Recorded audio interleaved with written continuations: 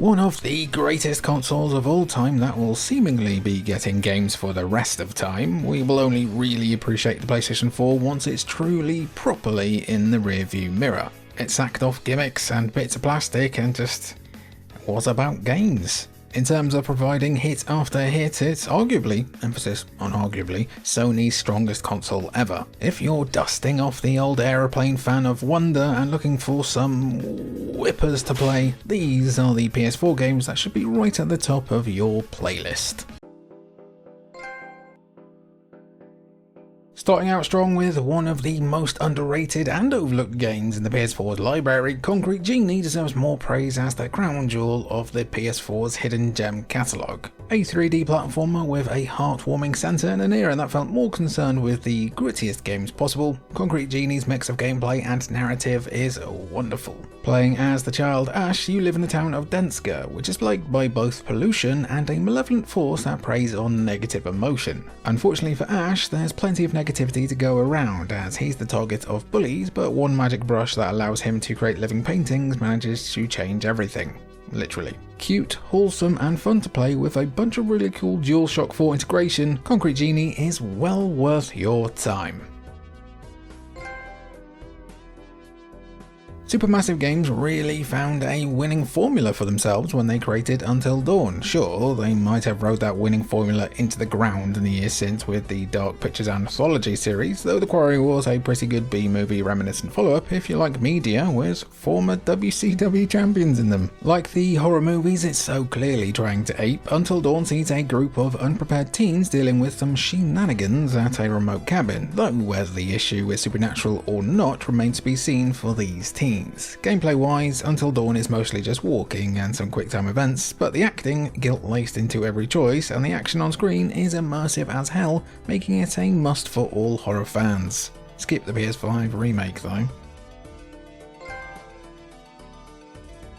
The Mad Lads over at Psyonix should be celebrated for being the one team to capitalise on what is a slam dunk of an idea, right? What if rocket-powered cars played the same sport as Tony Hibbert? Building on the formula established in the PS3 supersonic acrobatic rocket-powered battle cars, Psyonix's Rocket League tightened up the gameplay and the title to create the juggernaut it is today. It's a game that's addictive in its simplicity, as you're just controlling a fast acrobatic car while trying to knock a ball into the back of the net. However, those who put more than a couple of hours into Rocket League know that the game is anything but simple these days, especially, considering the average skill level. Feels like people even in bronze are hitting sick aerial goals nowadays. Feel free to type skill issue in the comments though. The PS4 era of gaming really gave people an embarrassment of riches when it came to roguelikes and roguelites. PSN was flooded with games where players dive into multiple randomly generated runs, and we've been eating good ever since. Expect to see more roguelikes on this list as we make our way through it, but for now, let's talk about the smash hit that is Slay the Spire. A game that's best described as the player character, how do you best describe it? They're beefing with a tower and its inhabitants. Yeah, that'll do. Slay the Spire sends players through runs to take down the enemies and bosses lying within said spire. Each run offers the chance at new rewards, and there's an addictive quality that can lead you to spending dozens of hours trying to take the spire down for good. And there's loads of different characters and loads of different ways of playing. It's brilliant.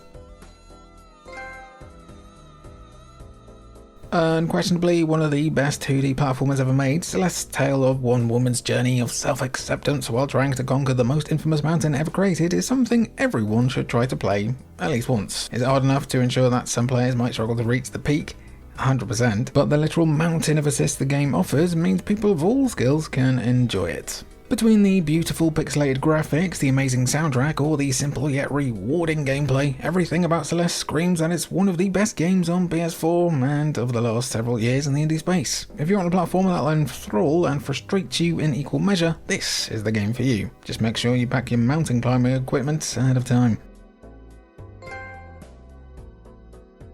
One of the biggest tragedies of the PlayStation 4 is the fact that Media Molecule didn't release a new Little Big Planet after 3. The creation-focused platforming series came to define the PlayStation 3, but once the PlayStation 4 rolled around, it felt like Sackboy was kinda put on the shelf. Still, Media Molecule had even grander ambitions ahead of them with Dreams, which embraced the creativity that LBP championed and turned the dial all the way up, some would say past 11. Dreams was less of a game, more of an extremely accessible creation tool allowing players to create whatever they wanted. Highlights included homages to PT, original creations like Ruckus, and even some copyright-dodging Mario clones. Crazy stuff. Considering the Nintendo we all know and tolerate, you are playing with some incredible fire back then, friends.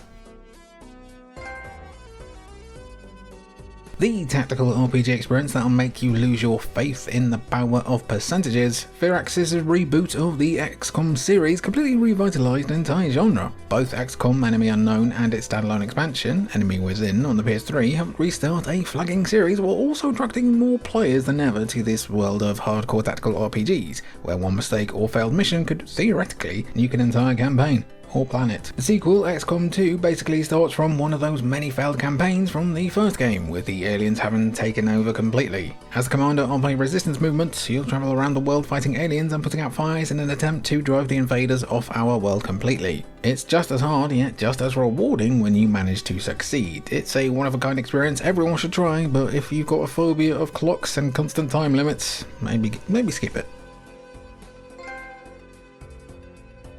Rocksteady had a huge reputation to live up to when it came to concluding the Batman Arkham trilogy, or quadrilogy if we're including Origins, should we? The dizzying heights of both Asylum and City meant that Knight had to go big in order to live up to those standards. Is it better than those two previous games? Well, it depends on how much you like the Batmobile, honestly. Sure, Arkham Knight might get clowned on post-release for its Batmobile platforming sections or the frankly silly reveal of the titular Arkham Knight's identity, but this is still an Arkham game, and mainline Arkham games are simply just better than most AAA offerings. More of the same skull-cracking action is fine by us, making Arkham Knight an easy top 50 recommendation for your PS4 Plus.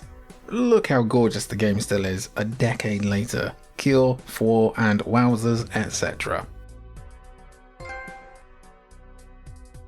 Gamers have been enjoying digital recreations of Akira Toriyama's seminal anime and manga series for decades now, but the majority of them have fallen into the Budokai style of 3D arena combats. No disrespect to those games, of course, as both Xenoverse 1 and 2, along with DBZ Kakarot, are amazing PS4 games in their own right. You want the best though? You gotta pick up Fighters. Developed by Arc System Works, who've built themselves up over the years to become a true fighting game powerhouse alongside Capcom and Namco, DBFZ's approach to easy-to-learn gameplay revitalised the tag fighter genre after Marvel vs. Capcom Infinite kind of sucked ass. Whether you're a huge fan of the source material or you just want a new fun fighting game to play, this is a safe, bloody lovely looking bet.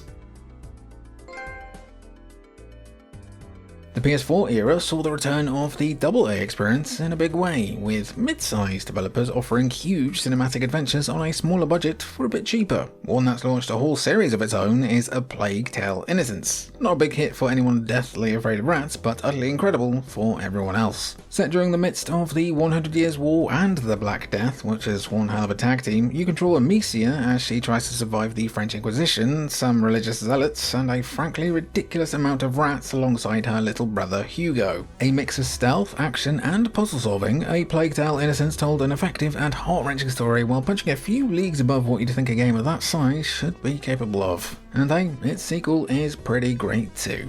Oops, more rats.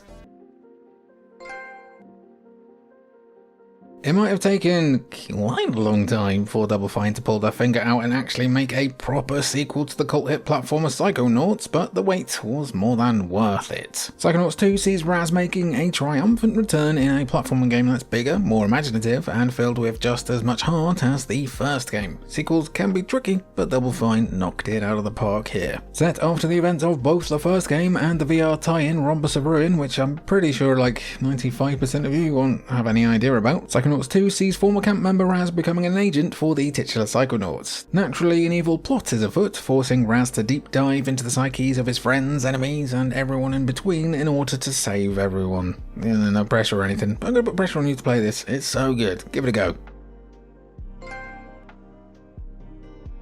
You'd think, right, that after over 40 years of these shapes, people would be a little bit sick of the same old Tetris formula by now, but somehow people keep finding ways to innovate on an absolute classic. Tetris 99 for the Switch kicked off a whole series of improbable battle royale games, but over on the PS4, Tetris Effect combined the classic gameplay of Tetris with music and visuals designed to trigger a synesthesia-like response. The core gameplay is basically the same, with shapes falling from the sky and players trying to create as many lines as possible, but the background, music and sounds of the puzzle pieces all feed into one another in frankly magic ways. If you've ever played games like Res or Child of Eden, you'd understand the visual and auditory treat a game like Tetris Effect truly is. Utterly joyous stuff this is. Don't overlook it just cause it's blocks. From the joy of playing Tetris to the joy of dual-wielding machine guns against a robot dog, the Wolfenstein series needed a bit of a kick up the arse, especially after the okay but kind of middling reboot in 2009 that no one remembers. 2014's The New Order from Machine Games was the rocket-powered boot the series needed, returning the series to its running around arenas at Mach 10, blasting everything with dual-wield assault rifles roots, and it's excellent. While the uber violence that Wolfenstein is known for is back in full swing with The New Order, the real highlight of the game is the incredible heart, story and characters it introduces. You come for the incredible gameplay, you stay for the amazing emotional tale between BJ and Anya that carries the entire game. Special shout out to the Old Blood and the New Colossus, which are also pretty great. Let's be honest, the only reason why Street Fighter 6 isn't much higher on this list is because it's catered a bit more towards PS5 play than PS4. It just looks a lot nicer on the PS5, you know? Still, Street Fighter 6 on the PS4 is by no means a diminished gameplay experience, as you're getting all the incredible fighting game action at 60 FPS that made SF6 one of the best games of 2023. A celebration of everything the franchise has cultivated over its decades-long run, Street Fighter 6 mixes accessible control schemes with deep and intricate mechanics to create something for absolutely everyone. Casual fighting game fans, stalwart veterans, I almost said vegans then, and everything in between should pick this game up, because there have been few, if any, fighting games that are better. You know what, it's surprising that this one actually managed to launch at all. The development issues surrounding Metal Gear Solid 5 The Phantom Pain are well documented. They caused Hideo Kojima to leave Konami after decades of loyal work, but somehow, despite some unfinished concepts and what must have been a tumultuous dev cycle, MGS5 managed to be pretty damn incredible. While the story might not quite match up to some of the franchise's biggest hitters, that's been polite, it's a bit The core gameplay is the best that it's ever been. The open world approach allowed for more freedom to approach objectives, while Snake himself had more tools than ever to survive both in stealth and in combat. You don't really know why you're doing anything, and the fact that it was basically made to cover up for a decade-old plot hole is pretty funny, but it's still a brilliant game that you'll sink dozens of hours into. Shame then that Konami's idea to capitalise on this amazing game engine was to make a naff zombie survival game. Anyone remember that? Farming sims have been a core staple of gaming since the late 90s, though they were never the biggest thing in the whole industry, you know, until Stardew Valley came around, as that suddenly became one of the biggest indie games of all time. Sure, it might have borrowed a lot of its DNA from Harvest Moon back when it was good, but it did so in a way that respected the roots of the genre while leaving enough room for its branches to grow in new directions. Like most other farming sims, you're starting from scratch-ish, as you inherit a farm in a sleepy little town from your dead granddad. You'll buy crops, raise farm animals, and perhaps most importantly, interact with the locals to form bonds and relationships. Remember guys, just give people gifts until they love you. Years of updates and new free content have kept even the most dedicated Stardew players engaged for years, making it a shoe-in for one of the PS4's best ever games. Capcom aren't really known for their RPGs in the same way as a company like Square Enix, but that's because their most prominent RPG, Monster Hunter, is quite unlike others in the genre. It's a simplistic formula of hunt, loot, craft better gear, repeat, but it's one that's served the Monster Hunter series incredibly well over the years, though arguably Monster Hunter World served to be the series' breakout hit for many millions of fans. After debuting on PS2, Monster Hunter largely existed as a handheld RPG for about a decade until the release of Monster Hunter World, bringing the franchise back to home consoles in a game that was much bigger than anything we'd seen previously. Bigger hunting locations, larger monsters to hunt, and a bigger scope for online co-op play. Yeah, World was a triumph in every sense of the word. After the very public fallout between Konami and gaming's favourite auteur and foot lover, Hideo Kojima, many were rightly concerned about what Kojima would do post-breakup. Such worries were immediately dispelled once Death Stranding launched on PS4, as while the game's idiosyncrasies and focus on delivery over combat isn't for everyone, what it actually is pure Kojima creativity and nonsense, and we have to respect that. Set in a ruined and fractured version of the United States, you control Sam Porter Bridges, someone who looks suspiciously like Daryl from The Walking Dead, as you try to reconnect the disparate outposts and towns that are scattered across this apocalyptic America. Oh, and there's ghosts to worry about that can make deliveries a nightmare, and there's a baby in a jar. Yeah, it's tricky to sum this game up in just a quick entry on a big list. It's unique, and that's a very good thing.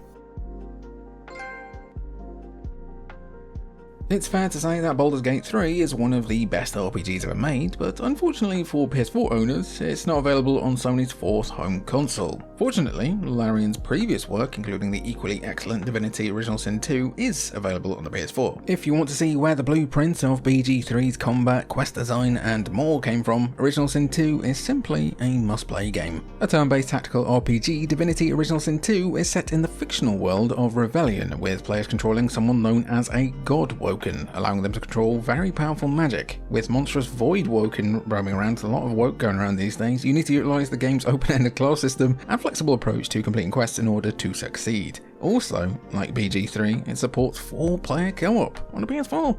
Larian stays winning, I guess. From one co-op game to a studio that's the best in class when it comes to co-op games, Hazelight have carved a niche for themselves as the best co-op game developers in the industry, and well, maybe of all time. A Way Out is a fantastic prison break story with a devastating final act, while the most recent game, Split Fiction, is a kitchen sink approach to experiences and mechanics that ensures you're never bored. Still, nothing quite matches up to It Takes Two, the story of an on-the-out married couple being turned into children's toys via magic shenanigans and being forced to work together at the best of a sentient love book. Yeah, it's pretty bonkers, and while the story is pretty cliched, it's enjoyable and backed by some of the best co-op gameplay ever made, and also elephant torture. Grab a friend, partner, or maybe even your cat and experience something wonderful. Don't let the rabid, sometimes insane fanbase that became notorious for shouting at streamers who didn't play the game correctly put you off, as Undertale deserves its place among some of the best RPGs of the modern era, and as one of the PS4's very best. Part of that is because of how much it plays homage to such timeless classics like the Earthbound series, but also because of the novel approach to combat and morality. In a Alice in Wonderland-esque premise, players control a child who has become trapped in the underground, which is a fantastical place ordinarily separated off by a magical barrier. Players can be a variety of characters and fight them, which involves mini bullet hell style encounters, though players are given the choice on whether they want to be a pacifist or not. Be warned, your actions have some diabolical consequences, making Undertale a game that's stuck in the memory of all who've played it, as well as Megalovania. A certified Remedy banger, Control felt like a continuation of the ideas the studio introduced in Quantum Break. Remember Quantum Break? Get down in the comments. Not so much with the live action, in-game cutscenes blend of storytelling nonsense, but with the idea of controlling a hugely overpowered character in exciting third-person shooter combat. Control took that formula and amplified it tenfold, creating one of the most fun and rewarding shooters to play on the PS4. Plus it ties into Alan Wake, and Alan Wake is always peak. Set within the fictional Federal Bureau of Control, a sort of hidden government agency looking for supernatural phenomena, you play as Jessie, who's been investigating the Bureau herself as well as her brother. Finding the officers, she arrives as an extra-dimensional entity known as the Hiss lays waste to the building and lockdown is declared. Using her own dimensional traveller and a nifty shape-shifting gun, it's time to shoot first and ask questions later. There will be a lot of questions.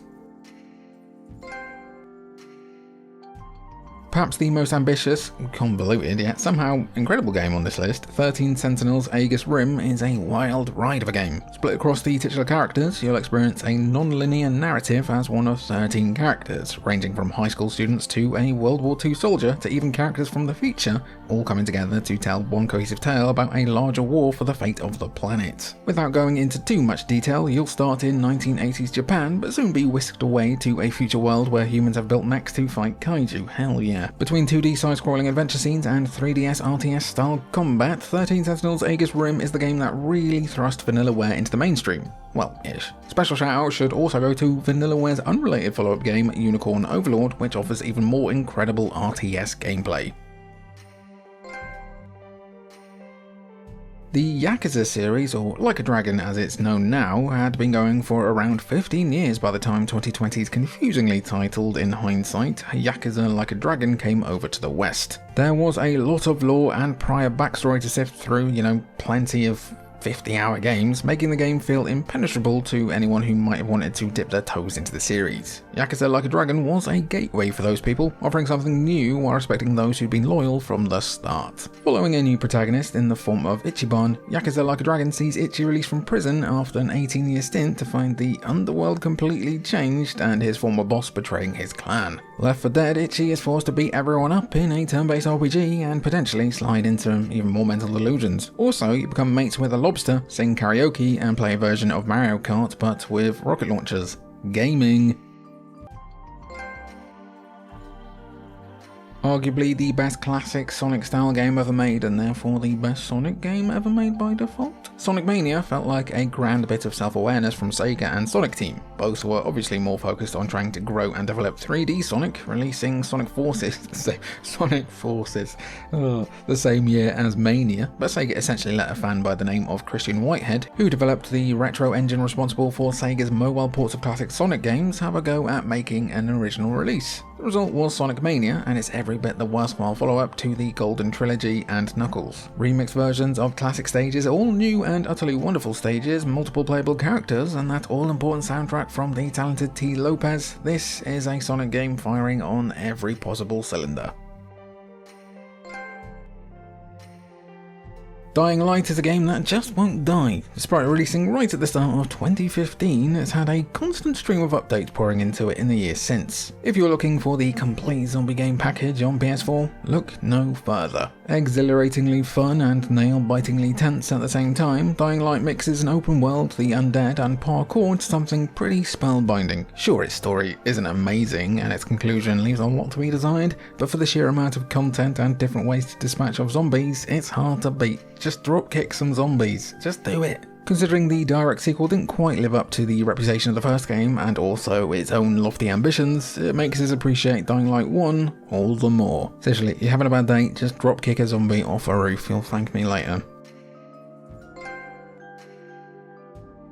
A game that was announced possibly a little too early, Final Fantasy VII Remake began to feel like a game that would never come out. It's surreal that it's actually now out and has been for years, even more so that it turned out to be bloody damn good. And even a bit more surreal that it's coming to Switch 2 now? Crazy. More of a remix of the original game than a straight remake with lovely graphics, Final Fantasy VII Remake changes things up a lot, whether that's the combat, storyline, or most noticeably, of course, visuals. It nails almost everything new it tries. Ostensibly focusing on just the first disc of the original game while adding tons more hours of content to it, the extra detail poured into FF7R makes it one of the PS4's best love letters to the RPG genre as a whole. Following on from the banger of Rebirth as well, we can't wait for the probably last chapter.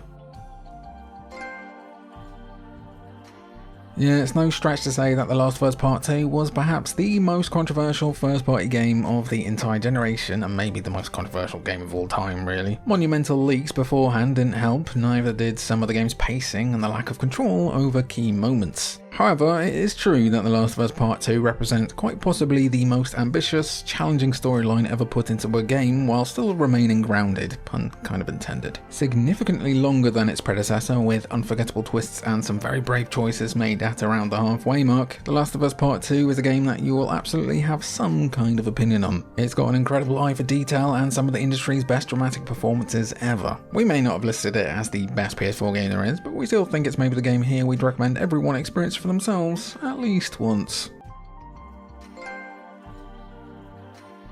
While no two people will probably ever be able to agree on DMC, the return to the original narrative really pays off for Devil May Cry 5, the most explosive and possibly most fun game in the franchise to date, and let's not forget, most insane. With 3 protagonists to play as and one who is just a triple S rank factory, we love you V, you poetry reading emo, Devil May Cry 5 offers a glorious cacophony of violence and metal that will transport you all the way back to your teenage years. If you're a dedicated Devil May Cry fan, you will be totally in your element here. It's like 3 met 4 and then turn the dial up to 11 on all fronts. Plus that soundtrack is just full of whippers. Don't pick this up if you don't want to be singing the lyrics to Devil Trigger in the shower for the rest of your life. Hands up if you thought that a VR platformer featuring the PlayStation 4's most forgotten mascot would be not only one of the best virtual reality games ever made, but also one of the console's best. Our hands are firmly down on this one, which made Astrobot Rescue Mission even more of a joy. Appealing to anyone who's ever played a collectathon platformer, Astrobot Rescue Mission tasks you with tracking down a ton of missing robots after an alien wreaks havoc. You'll visit many different locales with plenty of secrets to find and cuteness overload that will make you want to vomit, but in like a really nice way. A true shot of optimism straight to the heart of our all too cynical modern world. If you've only ever played the PS5 Astrobot game, it might be worth trying to find a way to revisit Rescue Mission. A game so good it could get away with having a terrible name, Horizon Zero Dawn wasn't expected to be this beloved back in 2017. It feels and sometimes plays like a top tier Ubisoft game, except that the developers didn't hate their job. Horizon wears its influences proudly, but it also does plenty of new stuff as well. If you want to know what Horizon is all about, here's the simple version. You hunt dinosaur robots in a post-apocalyptic setting as a warrior with great hair. If you're searching for one of the most fun PS4 games that lets you climb up a robot giraffe, check out Horizon and be prepared to juggle away 50 hours of your life every other minute when you keep going ooh at the lovely landscapes. It's such a beautiful game. And hey, the sequel is pretty good too, even if the story is a bit not very good at all. Hollow Knight can be a bit of a hard sell for those used to the high fidelity fancies of most modern AAA games. Make no mistake though, stick with it and allow yourself to really dive down deep into Hollow Nest, and Team Cherry's indie darling might become your next big obsession. A challenging Metroidvania with an absolutely staggering amount of content and lore to unpack, Hollow Knight sets you as a small, unassuming character with unclear motivations and background who comes to take on massive importance to the decaying world around him. Often billed as a Souls-like-ish, Hollow Knight may feature simple gameplay on the surface, but its tight platforming, tough bosses, and gradually expanding powers make it a game of constant surprises. Right, I'll stop bugging you to play this game now and instead tell you to play Silksong as well, but make sure you play this one first because it's like a tutorial to Silksong. That game kicked my ass. It's true that Dark Souls 3 may have been overshadowed by other FromSoft games over the course of the generation, but it still represents an excellent culmination of the special brand of misanthropy that had kept fans hooked. Packed with the detail that comes as standard with From Software games, lore that deserves to be watched over several hours on YouTube, and the kind of sites that haunt your nightmares, Dark Souls 3 also represented the sleekest combat and general gameplay in any of these games up until more recent releases. Few can forget either the agonising spectacle of taking on the Nameless King, who is so annoying that I do have a name for him, and it starts with C. While most Souls fans feel it's a big improvement on the second game, few can agree on whether it surpasses the original or not. Luckily for you, Dark Souls Remastered is also on PS4, and the second game is also an experience. Great games ahead, try buying. It's hard to get remakes right, especially those for properties that are basically untouchable. Luckily for us, Capcom approached the Resident Evil 2 remake with as much care and attention as a brand new game, while also staying close to what made the original game such an undoubted favourite. The major over-the-shoulder third-person overhaul sees Resident Evil 2 looking every inch the modern game while also playing like one of the most frightening games of its generation. No easy feat considering you're a lot less vulnerable this time out. Treasure the time you have before Mr. X lifts up that helicopter and stomps his way towards you in one of the scariest horror games your money can buy. And yep, the RE4 remake is also great, but for setting the remake standard, we have to give this one the nod. Also, remember that burger? Somehow delicious and disgusting all at once. It looks like it invented gout, and I must have it. A bewilderingly dense game with more layers than an iceberg theory wearing 6 fleeces, Nier Automata is just a real joy. You're always bound to come across something unexpected, as once you think you've got it all figured out, it changes the game, literally. It's basically a chameleon of a video game, blending several genres and styles into one wild experience. Automata is an easy recommendation even if you haven't played its cult predecessor. Thankfully there's a belter of a remake which makes that much easier, so go play that as well. You'd think too many styles and influences would get in the way, but Nier Automata keeps on giving, so once those end credits roll, be prepared for another go around, and then another, and then some DLC. Basically, Automata is the gift that just keeps on giving in its weird and wonderful ways, and 2B also just keeps on popping up in like every game. I was half expected to see in like EastEnders next. To those of you still waiting for Persona 6, bear this in mind. Persona 5 was well worth the wait. Your grandkids are gonna love Persona 6. Persona 5 dropped early in 2017 to the sound of several hundred funky bass lines. A massive success, Atlus's massive RPG balances outright weirdness, a gripping story, and some seriously unforgiving gameplay to make it one of the most addictive games on the market. Finally breaking the franchise out of its cult status and into as close to the mainstream as such a balmy franchise can get, Persona 5 sees you playing as Joker, who wakes up and discovers he has special powers, backed up by the Phantom Thieves of Hearts. It's a group of anime teenagers changing the world, one villain at a time. It looks amazing, sounds amazing, and is just amazing. But what's most amazing is how many spin-offs they made of this one game. Perhaps it leans too heavily on its cinematics over gameplay, and maybe it doesn't do anything new to further the gameplay of the series apart from a pretty fun grappling hook kind of thing, but there's no denying that Uncharted 4 is an awesome spectacle that still holds up incredibly a decade on. Naughty Dog seem to revel in throwing gorgeous vistas and extravagant set pieces at players every few minutes, making Uncharted 4 one of the best PS4 games at showing off the console's limits really. With perhaps the strongest story in the franchise to date, it's easy to get sucked into the family drama of Uncharted 4. There's also the traditional amount of death-defying stunts and jumps to make, but the game's highlight, that's obviously playing Crash Bandicoot. We would of course love to see him return, but you can't get a much better goodbye for the level mass-murdering Nathan Drake than this. An uncompromising blend of old and new conventions, Dead Cells is a love letter to the likes of Castlevania with a gorgeous aesthetic and suitably bastardy difficulty. While those with previous experience in the Metroidvania and roguelite subgenres will come to grips with it fairly quickly, everyone else may find the climb to be an uphill one. Once you feel good at Dead Cells, however, it is pretty irresistible. Every inch of progress feels like it should be celebrated, or when you finally overcome a boss that you will later grow to view as nothing other than a slightly beefier grunt, really. There's a great sense of progress in Dead Cells, as it is a PS4 single-player game that you will sink dozens of hours into without even realising it, life after life. Plus, you get to beat goons up by throwing sharks at them. 10 out of 10.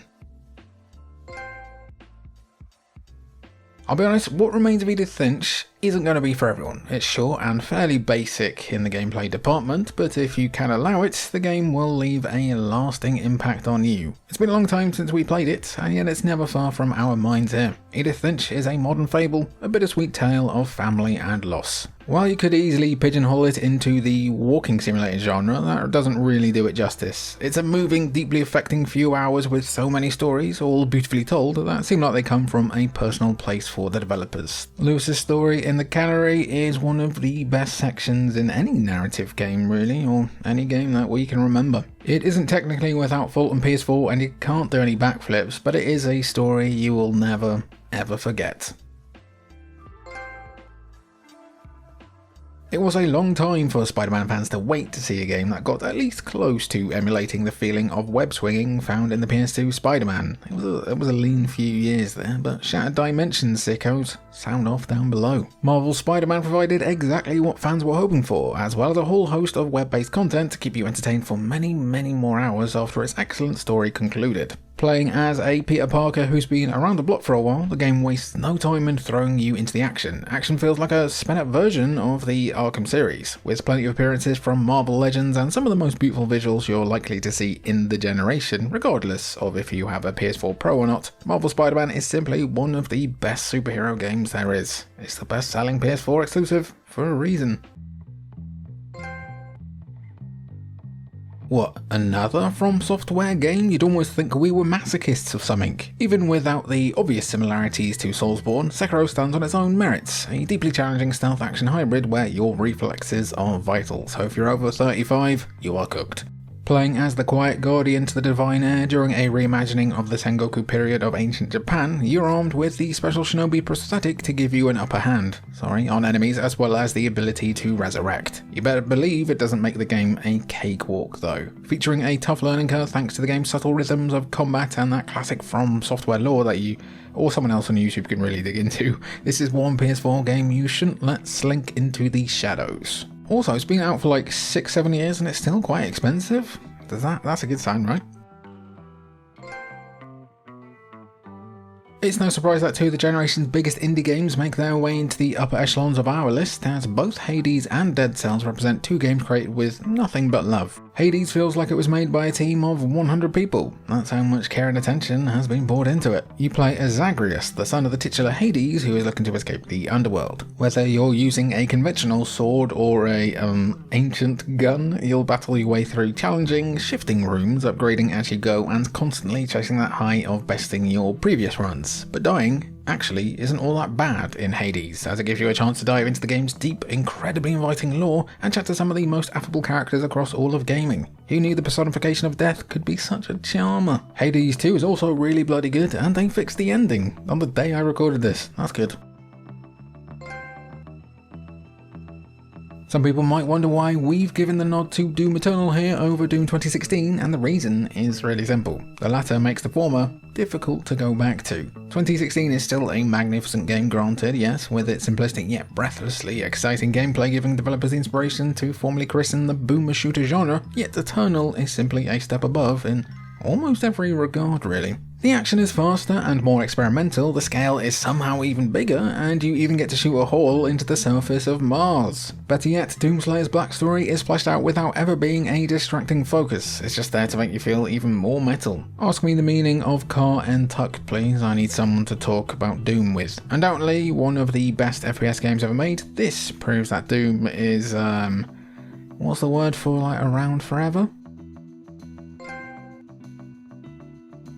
Even if it might not have hit sales expectations, it's hard not to look at Titanfall 2 as anything but a success. Respawn's follow-up managed to win back a lot of goodwill that its predecessor squandered, helped in no small part by one of the best FPS single-player campaigns seen in years, making it one of the best PS4 FPS games in the process. And it kept on giving once the credits rolled on the story too. Its multiplayer offers some of the purest, most addictive shooting ever, and even Apex doesn't feel as good to play. It does a wonderful job of making you feel really cool. Zipping through the air and wreaking destruction inside a Titan always feels fresh and exhilarating. Shame that EA decided to throw all that good work into the toilet by releasing Titanfall 2 in that couple of weeks gap between Battlefield 1 and Call of Duty Infinite Warfare. Idiots! Savages, idiots! Idiots!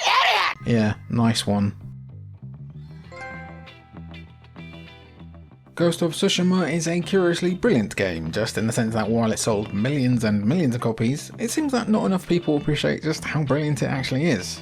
Yes, it bears the hallmarks of a lot of open world games over the years, but the way Sucker Punch mixes familiar elements with frankly brilliant innovations cannot be overlooked. Whether it's the win being the marker for your destination, the always satisfying showdowns, or the ability to make friends with foxes, Ghost of Tsushima really is special. Chuck in a post-launch PvE multiplayer mode that offers even more content and the game becomes a deep cut indeed. Once you've made your way through the trees and into the glade for one of the most astounding title card reveals in gaming history, you'll understand why Ghost of Tsushima is so deserving of love.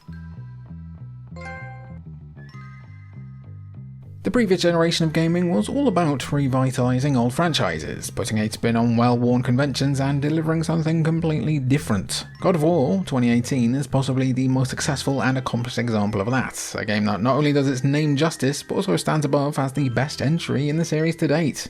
It doesn't have a cow riding section, so that helps. Featuring a storyline worth investing your time and heart into, a massive overhaul of combat, and a father-son dynamic at its centre that's completely captivating, God of War on PS4 should be your first buy as a new console owner. God of War is certainly one of the best games on the console, and even people who hated the genre switch can recognise just how crazily ambitious this brilliant game truly was.